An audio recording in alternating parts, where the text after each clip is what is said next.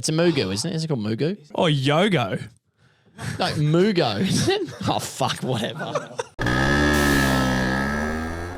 Love to get a bit more of a timeline perspective of, your journey, John, and sort of, going from, GPS schoolboy and obviously a very talented tennis player, but then your journey, into, the world stage. So sort of just take us through those early years, and we're talking about some injuries before we came on the air. Run us through that. Yeah, so I probably went down a slightly different path to a lot of my peers. In the tennis world, what you see on TV, the ATP and WTA circuits, there's that happening on the junior stage also, where kids, probably 14, 15, 16, 17, they're traveling the world. They're not playing for prize money, but what they're doing is they're playing for sponsorships. They're playing for to build their brand, to build their reputation. So big companies, big management companies like your IMGs, Octagons get interested. Exposure, Nikes, Adidas, these companies, they want to get the next Roger Federer. So a lot of these kids will quit school. They might do a bit of distance education and they'll go out and they'll travel 30, 40 weeks a year and try to crack it in the big time, But for myself, I both school teachers as parents, so it's that wasn't going to sit well with them, and school was very important for them. So I started off at Brisbane Grammar. I needed something I needed a little more flexibility there, so I ended up at Churchy and got through that school education with the thought in my mind that I'd give it a bit of a crack, when I finished school, but. As a 15-year-old, you don't think like that. You look at your peers and you're stressing out that you're missing time. These guys are getting ahead of you in pretty important developmental years for your game. But as I've gotten older, I've come to realise that at school you're not just learning math, science. You're learning social skills. You're building connections that will be with you long past your tennis career. So look, I'm very grateful that my parents encouraged me to stick at it and to stick through school. But, I was probably behind the eight ball a little bit then, because by the time I was 17, 18 and had just graduated, it was time to try to chase my dream. But you find out pretty quickly that if you don't have, necessarily the federation funding, that it's going to be a pretty tough task. Yeah. Well, that's our ex drafty, old MP3 Design. What's his name? Oh, God, I've gone blank. Anyway, you've dumped me into there. His son, was Patricia. Patrick Hoskins, fucking beauty.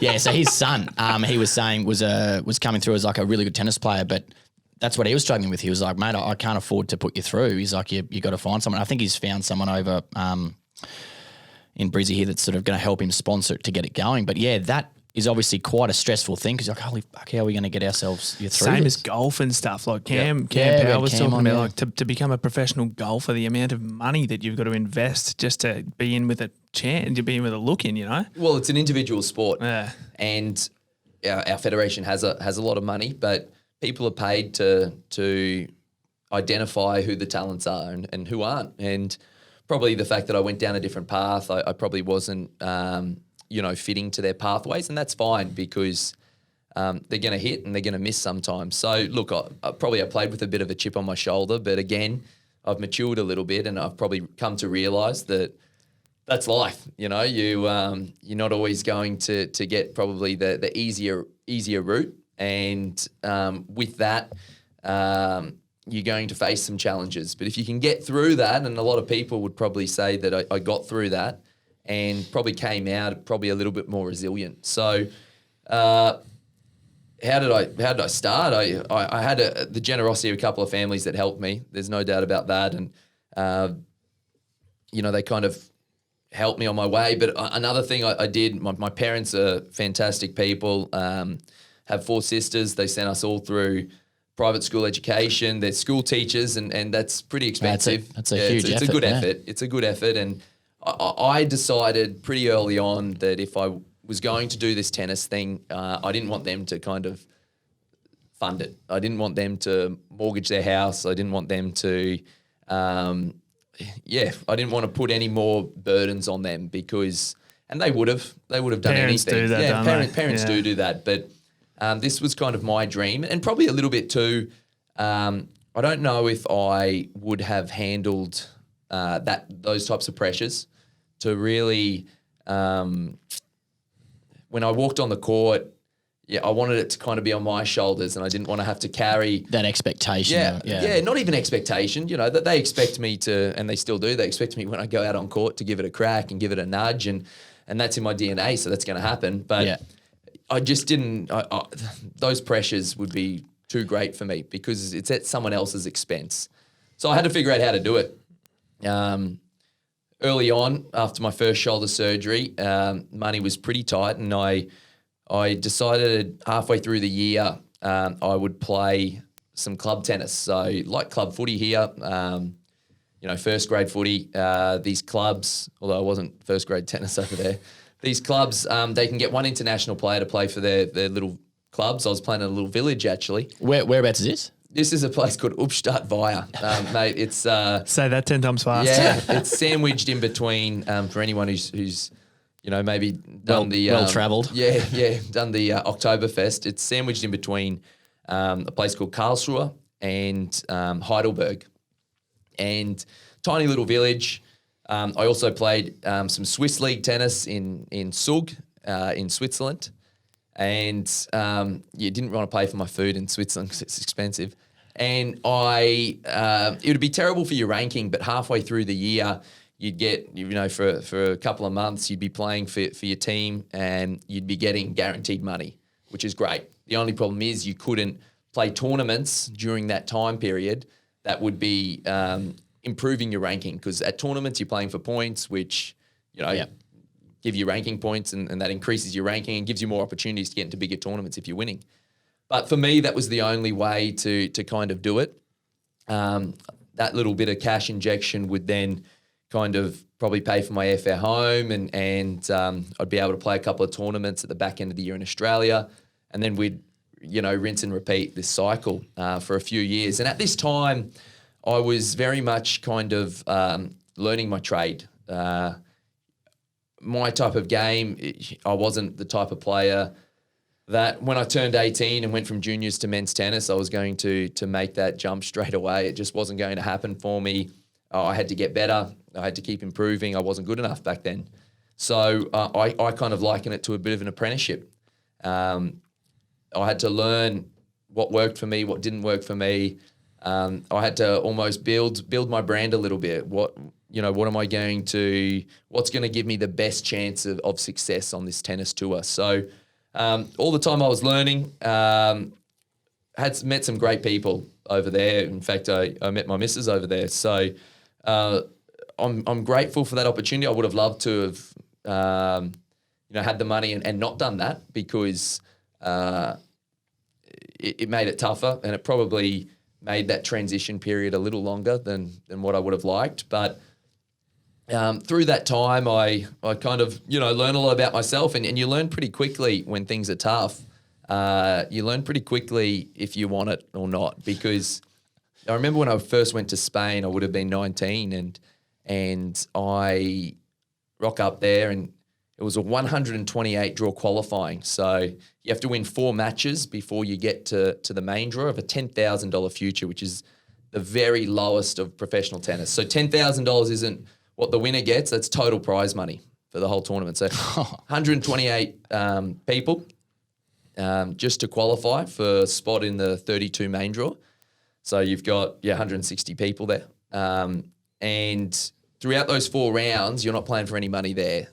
When you get into the main draw, if you qualify, so you win 4 matches, and you're playing every day, playing 2 matches a day, then you'd be guaranteed $150. So when you think about it, it's tough, because $150 when you're paying for your food, you've paid for your ticket, your flight there, you're paying for a hotel, you don't have a coach, obviously, because Geez, you must question yourself and just be like, fuck. 100%, Yeah. because, a lot of times I wasn't getting through that qualifying. You'd be doing $150 like a day on Powerades, just playing Yeah. 2 games of tennis. Like, Yeah, they give you one free water. So, I bet it's bloody good water though. mate, it was on clay, so you'd be watering the courts and, non-drinkable water. I can tell you my gullet was down the end of that tap. But it's tough. And so literally if you didn't win matches, you didn't get through qualifying, you're sleeping on the floor somewhere, Train stations, Milan train station, spent a few nights there. Because True. It must be hard for people to understand that when they watch you on TV, playing at the Aussie Open or US Open or something and think they have no idea the journey you've been through to get to that point. And I think that's insane. Yeah, and I think that's something that kind of goes by the wayside, especially here in Australia where we see tennis in all its glory for 1 month a year.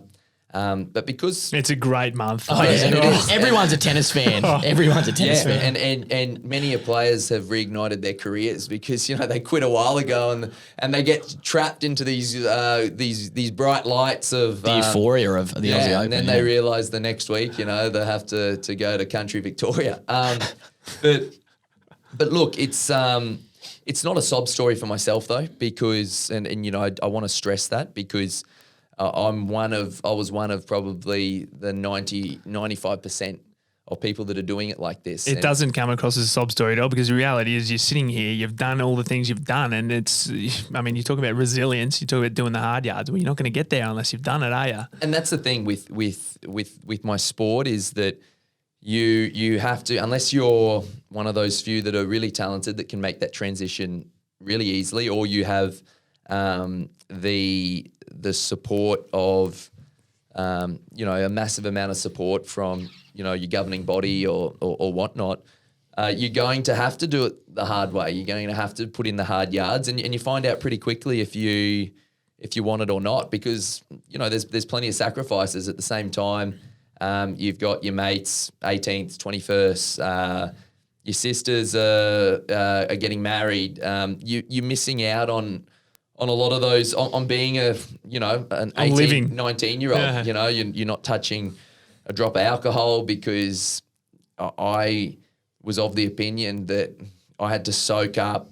I was like a sponge, or like a lemon, and I have to squeeze that thing dry. And that's what that was my goal. It's as simple as that.